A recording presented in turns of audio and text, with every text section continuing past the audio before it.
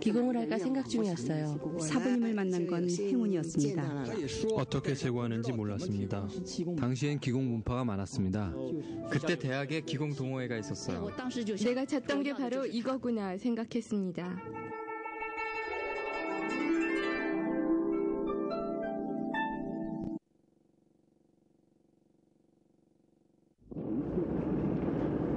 (1979년 3월 11일) 사천일보는 대족현에서 귀로 글자를 읽는 어린이 발견이란 제목의 기사를 실었다. 곧이어 안휘와 북경시의 과학기술신문도 특이공능이 있는 어린이가 발견되었다고 보도하였다. 호수에 떨어진 돌 하나가 일파만파를 일으키듯 기공은 급속히 중국 사람들의 주목을 받게 되었다. 중국에서 기공은 실로 오랜 역사가 있다. 화타, 장산풍을 위시하여 팔괘, 주역, 황제 내경으로부터 불도, 양가에 이르기까지 중국 5,000년 문명의 역사는 지혜와 광명으로 가득했다.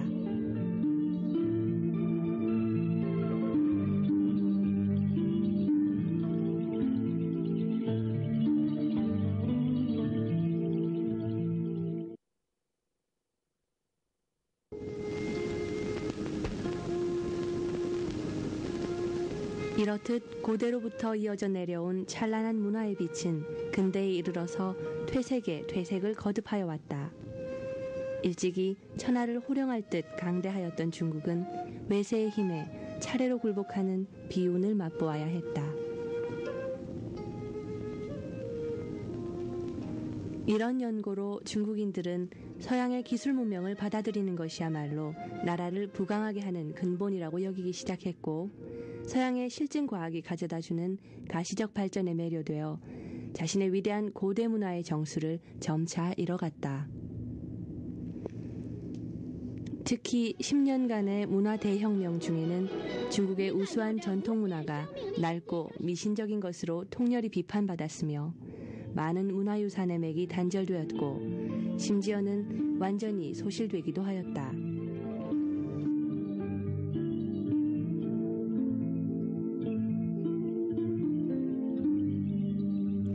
그러나 사람들의 마음으로부터 고대 문화의 흔적을 완전히 지워버린다는 것이 그리 쉬운 일이겠는가. 70년대 말 언론 매체에서 연이어 특이공능 사례를 보도하자 사람들의 관심은 즉시 그것으로 향했다.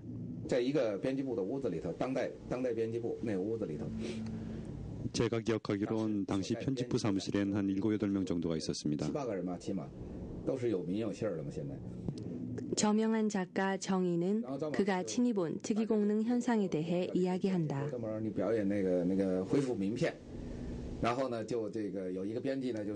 그가 우리에게 명함을 복원해 보이겠다면서 저더러 명함에 사인을 하라고 했어요.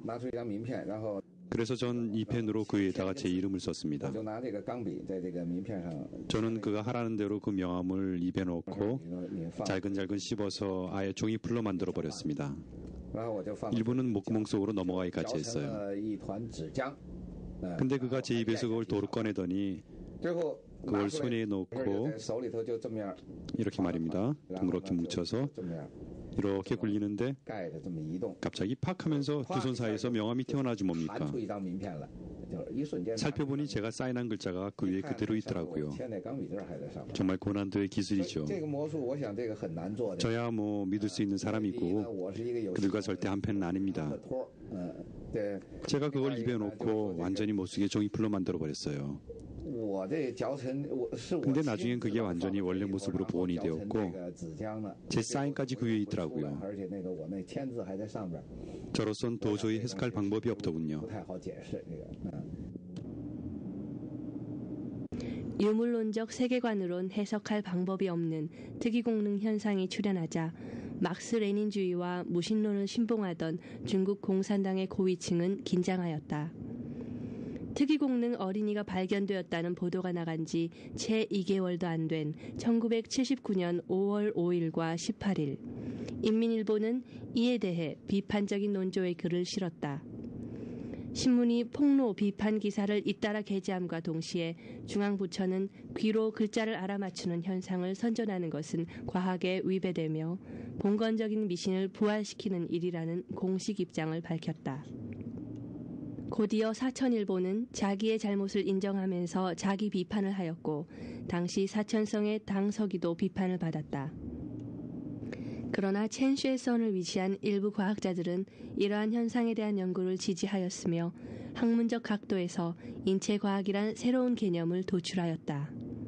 과학자 첸쉐선은 기공의 여러 이론과 인체가 보여주는 특이 공능이 인체과학의 가장 근본적인 이치를 담고 있으며 과학에 있어서 한 차례 혁명을 일으킬 만한 요소를 담고 있다고 보았다. 그는 또 우리가 객관세계라고 일컫는 것에 대한 인식에 있어서 한 차례의 비약이 일어날 수도 있다고 내다보았다. 1980년 2월 자연잡지 편집부는 상하이에서 제1차 인체 특이공능 심포지움을 주최하여 특이공능에 대한 과학적 검증을 시도하였으며 당시 중국 주석 호요방도 이곳에 전문가를 보내어 특이공능 현상을 검증토록 하였다. 호요방은 자신이 직접 쓴 글을 봉투에 넣고 봉한 다음 비서도로 그곳에 가게 해서 그들이 내용을 알아맞히는지 시험해 보도록 지시했습니다.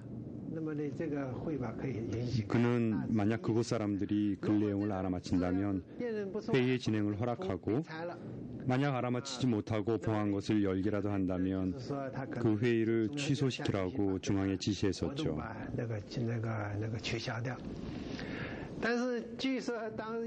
마침 그 회의에는 전국적으로 비교적 특이 공능이 뛰어나다고 알려진 몇몇 기공사들이 참석하고 있었기 때문에 이 시험 결과가 아주 좋았어요. 비서는 호요방에게 전화를 걸어서 기공사들이 봉투 속에 무슨 글자가 있고 또 총 몇 글자가 있는지에 대해서 이렇게 대답하더라고 보고했고 호요방은 자기가 쓴 내용과 맞아떨어진다고 말하면서 그 비서에게 봉투를 다시 가지고 돌아오라고 지시했었어요.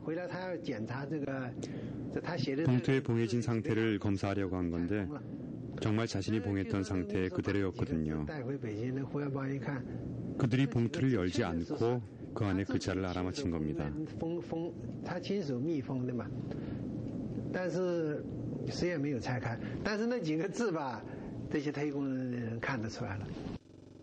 이 심포지움은 1979년에 한참 논쟁의 대상이었던 인체 특이 공능에 대한 객관적 검증을 시도한 모임이었고 이를 기점으로 인체 특이 공능에 대한 연구가 하나의 분수령을 넘어 새로운 단계에 진입하게 되었다고 각계가 평가하였다.